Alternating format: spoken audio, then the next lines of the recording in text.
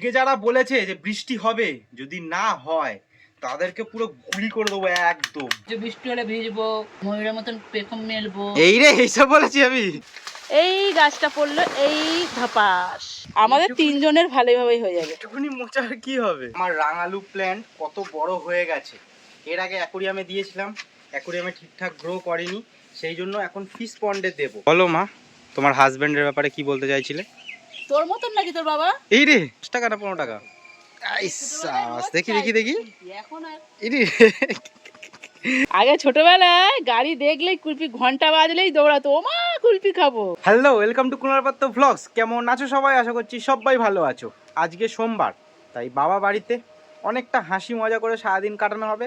আর আগের ব্লগে তোমাদেরকে বলেছিলাম আমাদের বাগানের পেছন দিকে কলা গাছে মোচা হয়েছিল, যেটা আমরা দেখিনি, সেটা আজকে কাটবো। তো চলো, অনেক কিছু হতে চলেছে ইন্টারেস্টিং ভিডিওতে, ব্লগটা শুরু করা যাক। টিফিন বানাবো, বুঝেছিস? কি টিফিন? দই সিক্রেট? দই চিড়ে সুজি আনতে হবে, ধনে পাতা। বাবা, তো যাই হোক, মা করুক টিফিন। ঠিক আছে, তুমি মানে টিফিন বলতে আটাটা মা এ করো, বেলো। আজকে করে রেখে যাইনি টিফিনটা, এসে করতে হবে। চিন্তা করো, বাড়িতে দুটো লোক রয়েছে, তাও একটা দিনও করে নিতে পারবে না। আমি যখন অসুস্থ ছিলাম তখন রোজ করতো, এখন আমি সুস্থ হয়েছি, একটা দিনও করবে না। ঠিক আছে, বাদ দাও। তো এখন আমি গঙ্গার জলটা আনতে যাই, কিন্তু সেটা ব্যাপার না, ব্যাপার হচ্ছে যে আমি, বুঝেছো, বালতিটা নিয়ে যাচ্ছি। ওই যে এক বালতি জল, তাতে এইগুলো সব ভরে যাবে। আমি একটু গাছেও জল দিয়ে দিই, এখন সকাল সকাল আছে। হ্যাঁ, ওই বালতি থেকে এর মধ্যে ঢালতে পারবে তো জল? হ্যাঁ, কেশুতি পাতাগুলো নিয়ে না। তো আমি কেশুতি পাতা চিনি না, তুমি আমাকে বালতিটা দাও। কারণ গঙ্গার গাছটাতে জল দিই, রাত্রিবেলাতে দিই, অনেক সময় জায়গা পাই না, অনেক সময় বালতি নিয়ে যাওয়া হয় না, জল নিচে থাকে, যেহেতু এখন জল ওপরে আছে, জোয়ার হচ্ছে তো। আর মেঘলা মেঘলা ওয়েদার রয়েছে, রোদ্দুর নেই, তো গাছে জল দিলে অসুবিধা হবে না। তোমাদেরকেও দেখাতে পারবো যে গাছটা কতটা বড় হলো, কেমন আছে। আগের দিন গাছে জল দেওয়া হয়নি, তাও দেখো গাছটা একদম ঠিক আছে, মানে গাছটা মাটির সাথে একদম শুট খেয়ে গেছে। এই কোথায় যাচ্ছিস? আজকে যারা বলেছে যে বৃষ্টি হবে, যদি না হয় তাদেরকে পুরো গুলি করে দেবো একদম। अरे कहना क्या चाहते हो? তাই সে কি তাদের কথা বাড়ির রে? সামনে, তাদের বাড়ির সামনে যাচ্ছি, আর আবহাওয়া দপ্তরের সামনেও যাচ্ছি। চললাম আমি, যাও টাটা। পাগল হয়ে গেছে। ও যা দেখছি, আমার কথা শুনে একটু মেঘলা করছে আকাশটা, ভয় পেয়েছে মনে হচ্ছে আকাশ। ও বাবা কোথায় গো? বাবাই তো। ফার্স্ট গুলিটা তোমাকে করব। কেন বলো তো? হ্যাঁ, তুমি বলেছিলে প্রথম যে বৃষ্টি হবে আজকে, ঠিক আছে, পুরো টাকের মধ্যে করব, টাকে।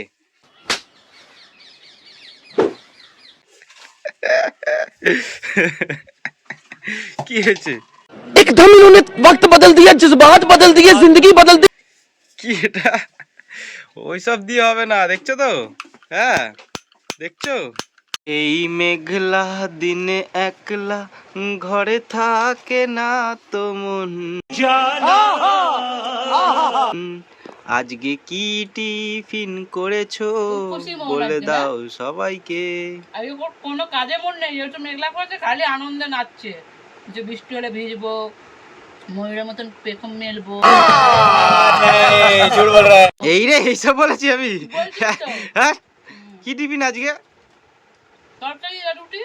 কি তরকারি? চড়ালু চিংড়ি মাছ। ও মানে অন্য তরকারিটা, দুপুরের তরকারিটা খাওয়াচ্ছ? কিলো খেয়ে না, এখন এসব টিফিন বানাস নি, আজ কি আমি এসে বানাই। আর আর আর আর এইটা কি? লাড্ডু।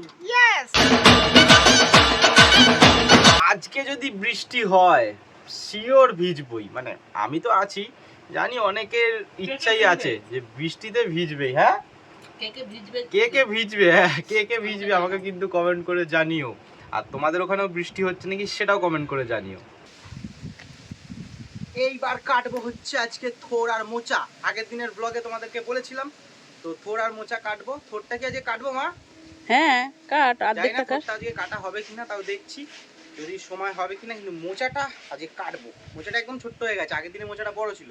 আগে যে ব্লগটা করেছিলাম, ওই ব্লগটা কি দেখোনি? তাহলে ডেসক্রিপশনে লিংক দেওয়া আছে, সেটা দেখতে পারো। চলো এখন এটা কাটি।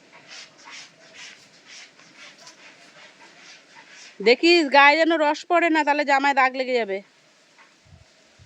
উপর দিয়ে কাটবো? হ্যাঁ কাট।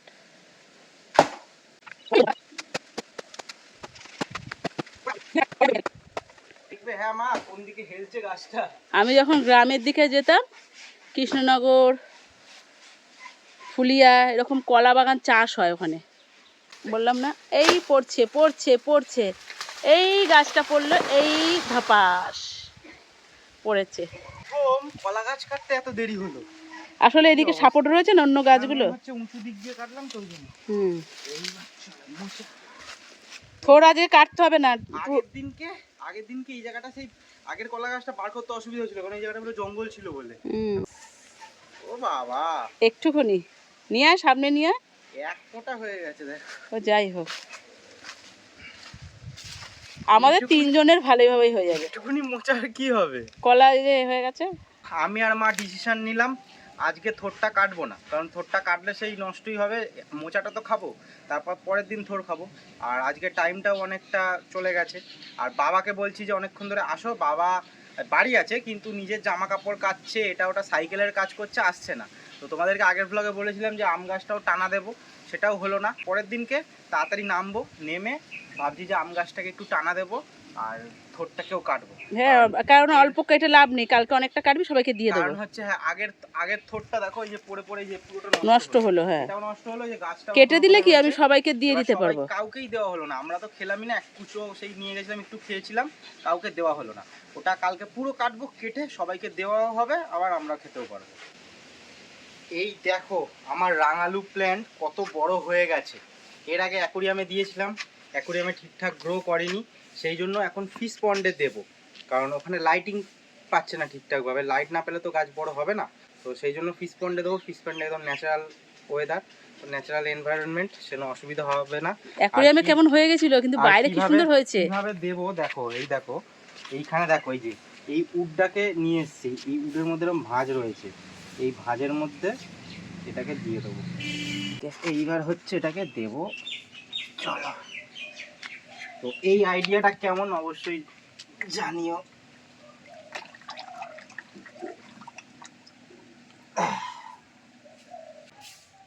তো আইডিয়াটা কেমন বলো লাগলো?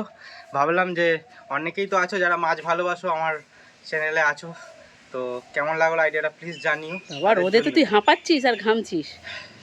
বলো মা, তোমার হাজবেন্ডের ব্যাপারে কি বলতে চাইছিলে? তোর মতন নাকি তোর বাবা? ये दुख का खत्म नहीं होता बे। এই রে, দেখ সবসময় কাজের কাজ করে, এত সব মাঠের নোংরা যত প্লাস্টিক সব বাড়িতে ঢুকে যাচ্ছে। হ্যাঁ ঘর পরিষ্কার না করে বাইরে দেখো, ঘরের বাইরে ঝাড় দিচ্ছে। তুমি ঘর পরিষ্কার না করে দেখো এইখানে নোংরাগুলো রয়েছে, এইখানে যেগুলো, এগুলো তুলছো না। হ্যাঁ ওই বলছি বলে এখন মনে হয় তুলবে। দেখো বাবা নিতে গেছিল কুলফি আমার আর বাবার জন্য, ইস মা খাবে না, মার গলার জন্য। হ্যাঁ চাটবে না। कौन है ये लोग, कहाँ से आते हैं ये? ক টাকা করে নিল এটা? 10 টাকা না 15 টাকা? ইস, দেখি দেখি দেখি।